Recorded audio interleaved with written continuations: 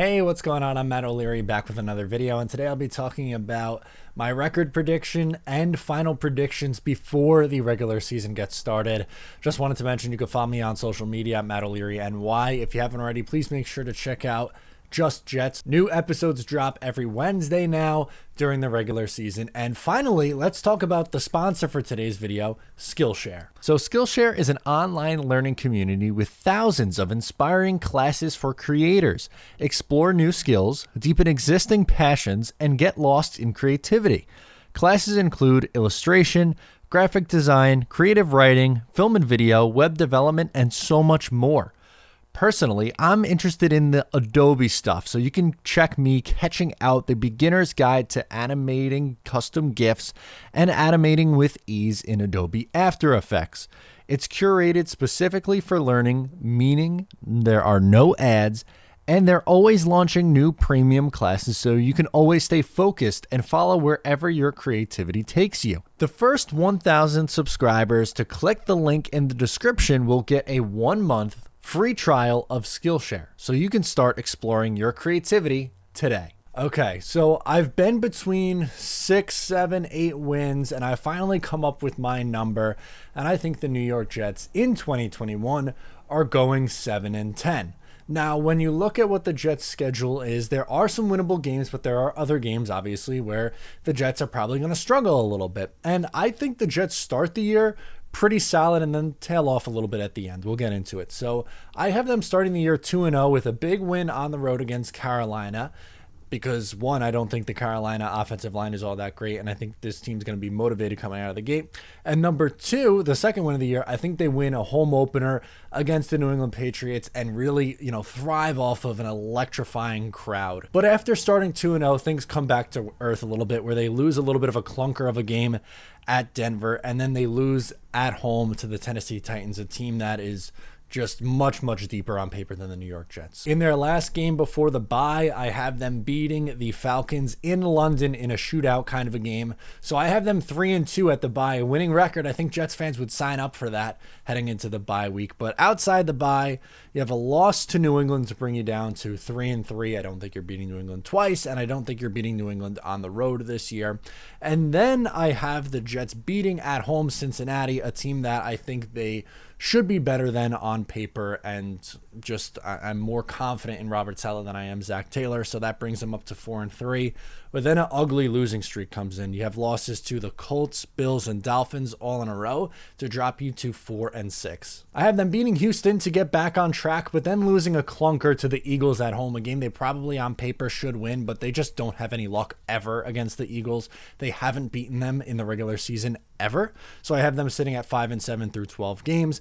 Then I have them losing to the Saints, but beating the Dolphins on the road in one of the more promising wins at the tail end of the year to bring them up to 6-8. And then in the final 3 games, I have them beating the Jaguars at home to bring them up to 7-8, but then losing to the Bucks and then the Bills to round out their season at a 7-10, but a promising 7-10 record. So that would put them at 2-4 in the division.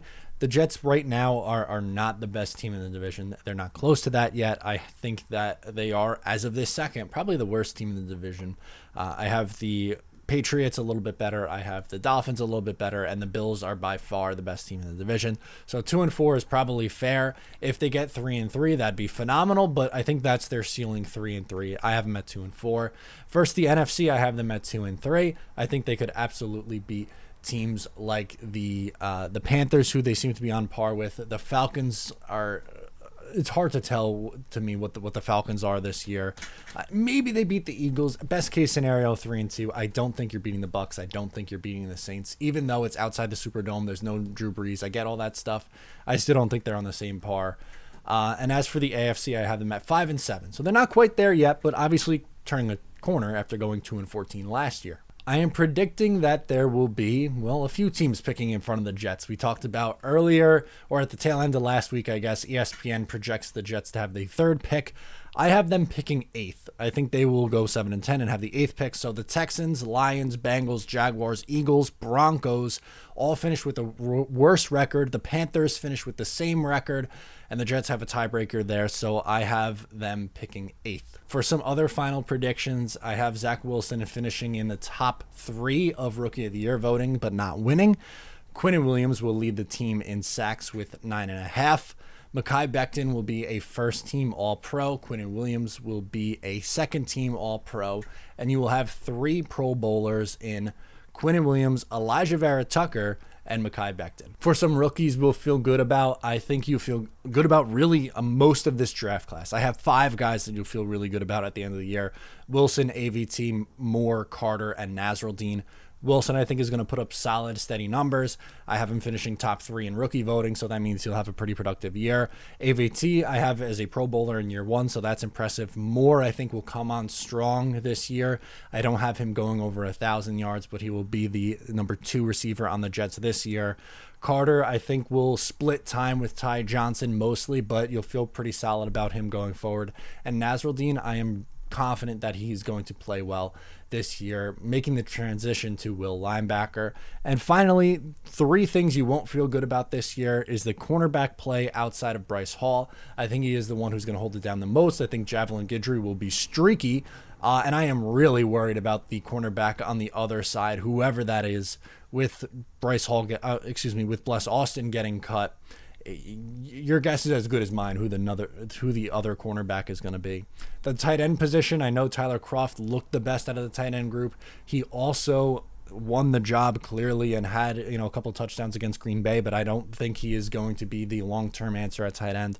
I think the right guard play is going to be by far the weakest on the offensive line, and the Jets will have a new starting right guard in 2022. So those are my predictions for the 2021-2022 season. Drop yours in the comments below or on social media. Thank you so much for tuning in today. Make sure to subscribe if you're new, and I'll talk to you next time.